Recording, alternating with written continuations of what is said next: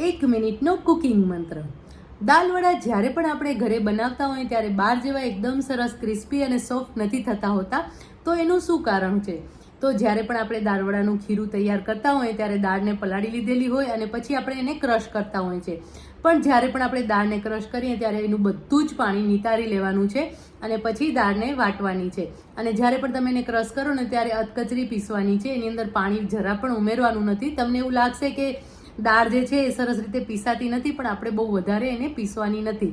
અને જ્યારે એ દાળ પીસાઈ જાય ને એની અંદર લીલા મરચાં છે કે મીઠું છે ત્યારે જ પીસવામાં જ આપણે ઉમેરી દેવાનું છે.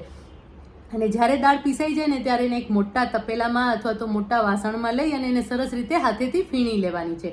જ્યારે તમે ફીણશો ને ત્યારે એની અંદરથી આપોઆપ પાણી છૂટશે અને એ પાણી છૂટવાના કારણે તમારું જે ખીરું છે એકદમ પ્રોપર તૈયાર થઈ જશે. પહેલાં તમને એવું લાગશે કે આ ખીરું બહુ વધારે પ્રમાણમાં ઘટ્ટ છે, પણ જ્યારે તમે ફીણશો ને ત્યારે એ ખીરું એકદમ પરફેક્ટ તૈયાર થશે.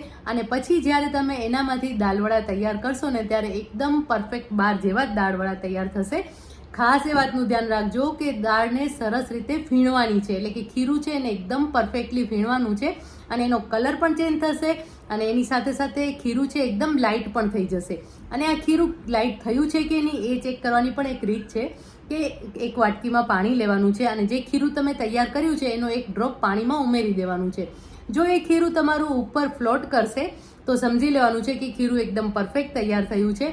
અને જો ખીરું એ નીચે બેસી જશે ને એટલે કે પાણીમાં ફેલાઈ જશે ને તો સમજી જવાનું કે હજી પણ મહેનત કરવાની જરૂર છે, એટલે કે ફીણવાની જરૂર છે. તો જ દાળવડા એકદમ પરફેક્ટ તૈયાર થશે.